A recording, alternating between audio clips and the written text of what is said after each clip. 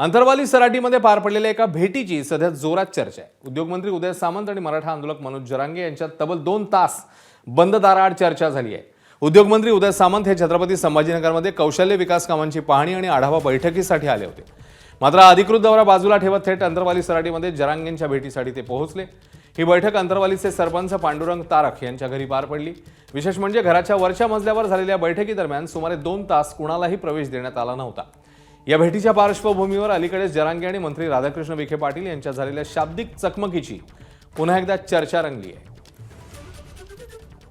मला वाटलं होतं विखे पाटील साहेब नाव कमवतील, पण मला नाही वाटत की ते नाव कमवतील म्हणून, कारण सगळे प्रश्न जशाल तसे पडलेत। ते फक्त नावाला त्या उपसमितीवर बसलेत। कारण अरबी समुद्रातल्या छत्रपती शिवरायांच्या पुतळ्याचं काय, उपसमिती म्हणजे काय?